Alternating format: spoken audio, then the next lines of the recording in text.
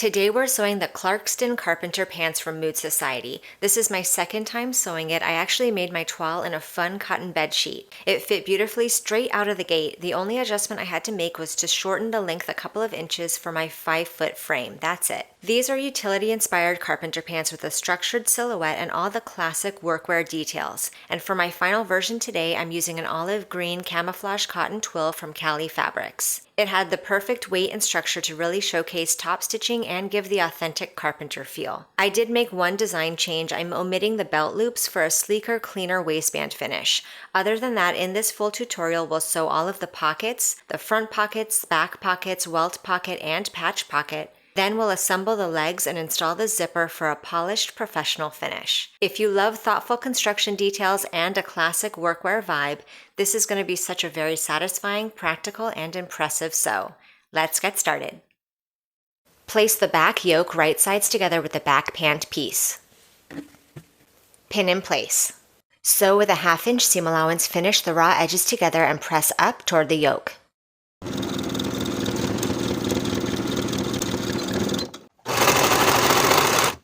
With the seam pressed up toward the yoke, we're going to top stitch from the front. Top stitching the yoke to the seam allowance underneath, straight across with about a 1/4 inch seam allowance. Now I'm going to finish the curved crotch seam, as well as the outer seam and the inseam.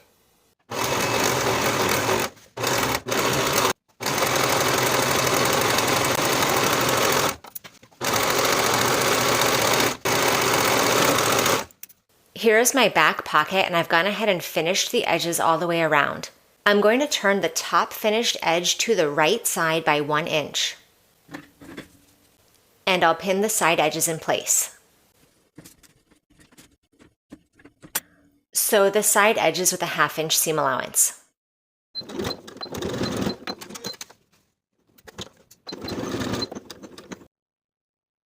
Trim the top corners, turn the top flap right side out, and give it a press. Top stitch the bottom finished edge from the right side. Sewing straight across.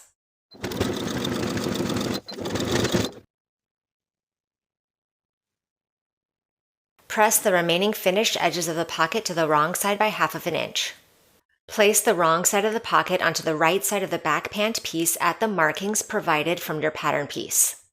Pin in place. If you're adding the side strap to your pant, we'll prepare that now.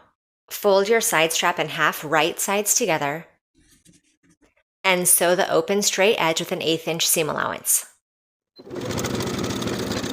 Turn this piece right side out and give it a press.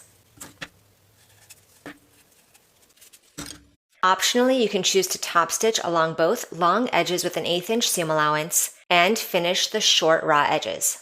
We're going to add the strap underneath the pocket before we sew the pocket in place. Placing one short edge of the strap underneath one open edge of the pocket, wherever you'd like it to sit. Add that to the pinning underneath the pocket and at the side seam. Baste the side of the strap in place along the side seam and sew along the edges of the pocket.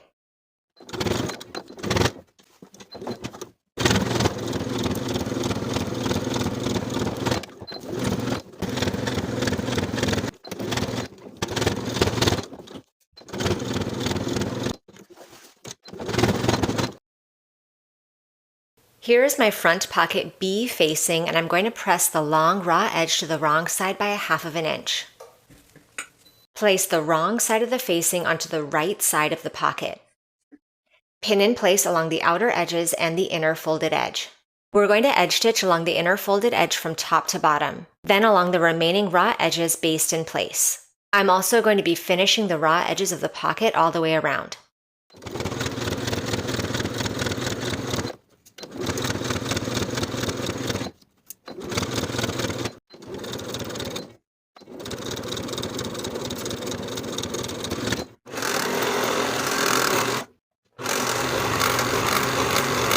Place the pocket right sides together with the back pant piece. Pin in place along the side edge. From the top edge of the pant along the side of the pocket, make yourself a marking 6 inches down. This is where you will stop your stitches. We're going to sew with a 1/2 inch seam allowance from the top and stop the stitches at the marking, backstitching to secure.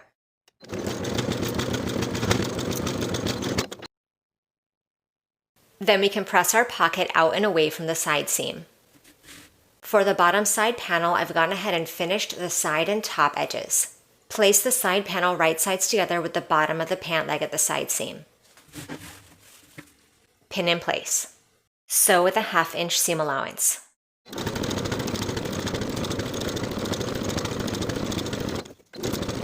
We're going to prepare the pocket A piece in the same way as we did for pocket B. First, pressing the long raw edge of the facing to the wrong side by 1/2 inch. Then placing the wrong side of the facing onto the right side of the pocket, pinning in place along the folded edge and the outer edges.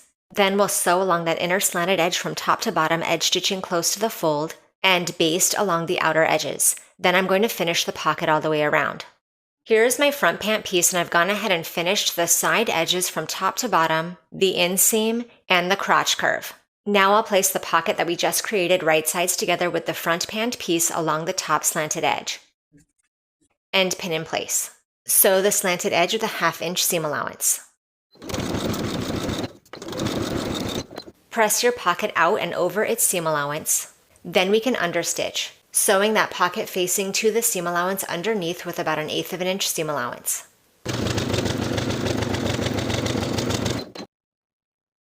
Here is my back pant piece once again and the side triangle that we attached earlier. I'm going to place the bottom side edge of the front piece right sides together with that triangle. And pin in place. I'm going to sew these pieces together from the bottom to where the stitches meet the previous stitching to attach the panel to the back pant piece. Those stitches should meet right at the top edge of the panel piece and in its center.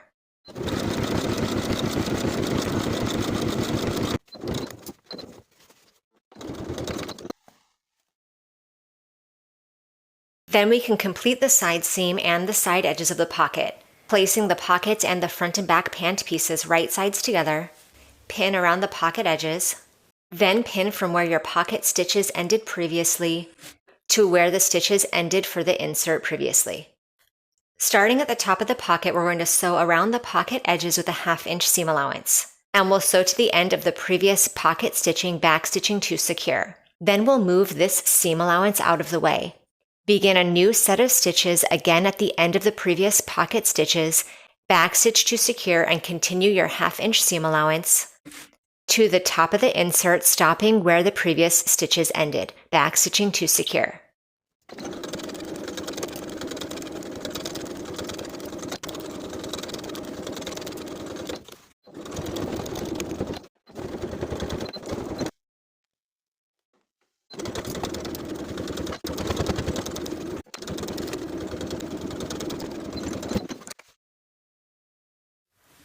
Now that the side seam is sewn, I've gone ahead and pinned the top of the pocket to the front pant piece.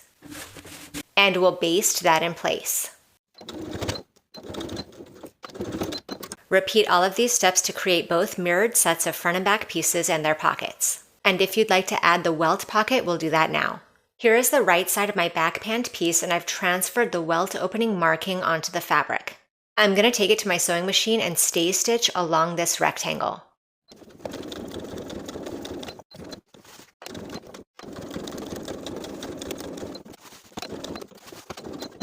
On the inside of the back pant piece on top of my transferred rectangle, I'm going to place a piece of fusible interfacing that's bigger than the rectangle, just to secure that opening.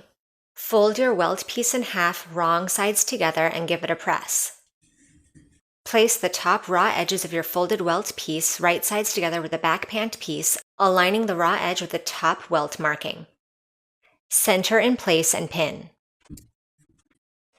Now that we have the raw edge of the welt aligned with the top marking, we're going to sew through the welt and the back pant piece along the bottom marking of the welt. Sewing right along the original stay stitching from one outer edge of the rectangle to the opposite outer edge of the rectangle. Then we're going to slash through the center of the welt through the back pant material only, stopping and starting a 1/2 inch away from the outer edges of the rectangle. Then we'll snip diagonally to the outer edges of the rectangle without snipping through the stitching. This creates tiny triangles of fabric on either side of the welt. Then we can take the welt piece and turn it through the fabric to the wrong side. Also press those stay-stitched edges of the welt opening to the inside. Here is my welt pocket lining. I'm going to place it right sides together with the back pant. I'm going to bring out the top of the welt opening that we pressed to the inside and align the raw edges. Centering in place once again and pinning in place. Pin the lining to the top portion of the welt opening only from one side to the other along the original stay stitching, from one side of the rectangle to the other.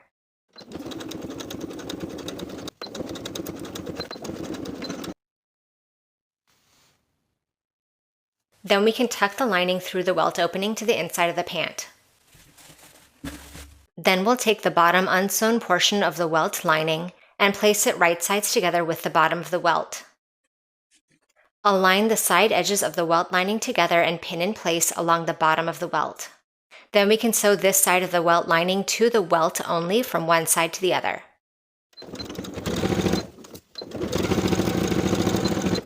Now to complete the welt pocket, we're going to sew the sides. At the upper edges of the welt lining, you're going to be sewing the lining to the welt and to the tiny triangle of the pant piece. Sewing the tiny triangle to the pieces above it along the original stay stitching. Repeat on both sides. And for the remainder of the pocket, you're sewing with a 1/2 inch seam allowance to the bottom.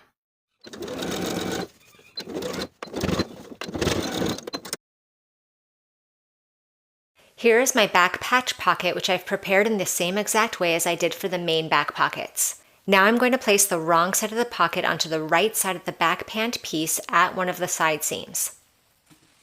Pin in place. Then I'll edge stitch the side and bottom edges in the same way as we did for the main back pockets.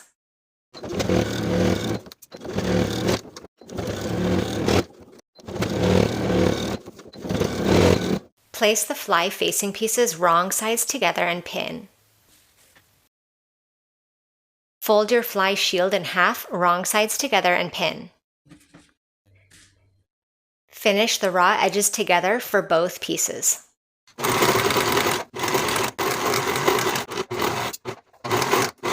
Place the fly facing right sides together with the left front pant piece as worn, aligning the top and crotch edges and pin in place. Sew in place with a 1/2 inch seam allowance.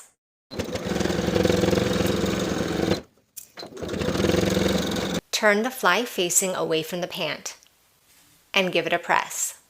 Place the zipper right sides together with the fly facing so that the zipper tape aligns with the seam that you just sewed. Pin in place along the opposite zipper tape. Sew as pinned, sewing close to the zipper teeth.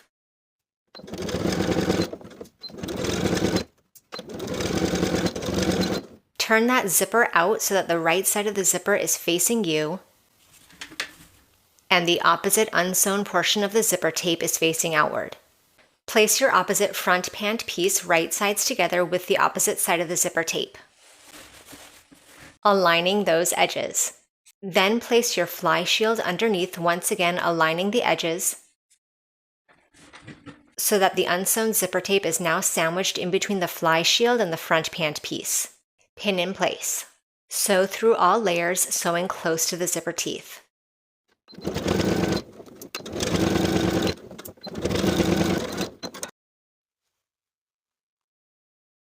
I've placed my front pant pieces right sides together along the remainder of the crotch curve. I'm going to pin from where the zipper stitches stop to the bottom of the curve. Sew from the end of your zipper stitches back stitching to secure with a 1/2 inch seam allowance.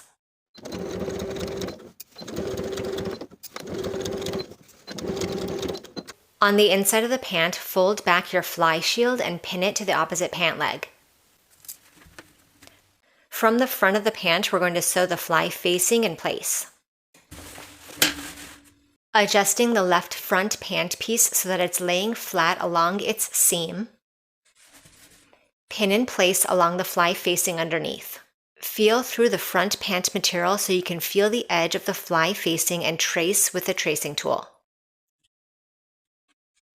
So on top of our traced line from the top of the pant to the center crotch seam, catching the edge of the fly facing in your stitches as you go.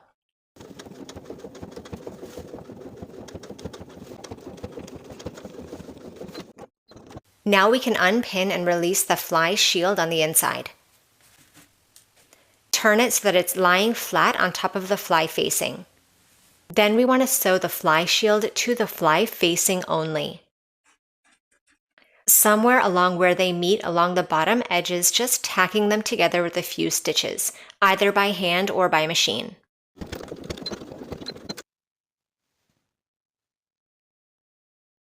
Now the zipper opening is complete. Now I'll place the back pant pieces right sides together and pin the back curve. Sew the back curve with a 1/2 inch seam allowance. Once that's sewn, place the front and back pant pieces right sides together along the inseams and pin in place. Pin together from the bottom of the crotch curve to the bottom of the pant legs for both sides. Then we'll sew together from the bottom of one pant leg across that center crotch seam to the bottom of the opposite pant leg with a 1/2 inch seam allowance. Then you can press your seams.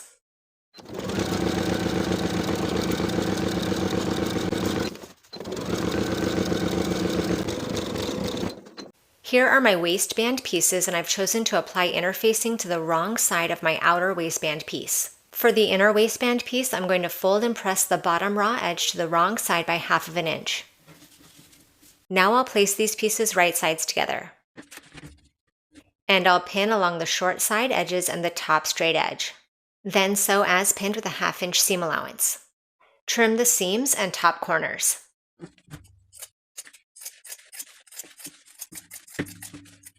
Turn right side out and give it a good press. Place the interfaced side of the waistband right sides together with the top edge of the pant and pin in place all the way around, aligning the finished edges of the front waistband with the finished edges of the fly shield and the front pant piece. Once you have that waistband pinned all the way around, we're going to sew the interfaced portion all the way around with a 1/2 inch seam allowance. Now we can trim off any excess zipper tape beyond the top edge of the pant. Turn and press the seam allowance that we just created to the inside of the waistband, and place the folded edge of the uninterfaced portion of the waistband right on top of the seam line. Secure in place with pins or wash away tape. Then stitching from the front side with about an 1/8 inch seam allowance from the main seam, stitch all the way around. Then again with an 1/8 inch seam allowance, you can stitch along the short edges and along the top edge.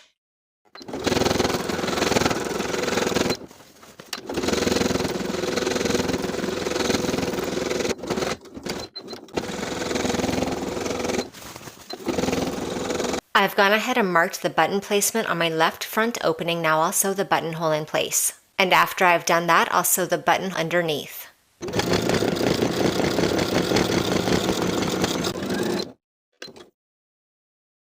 And finally, for the hem along the bottom of the pants, I'm going to fold the raw edge to the wrong side by 1/4 inch, then once more by an additional 3/8 inch. Once I have the hems pressed in place for both pant legs, I'll take it to the sewing machine and edge stitch close to the upper inner fold all the way around.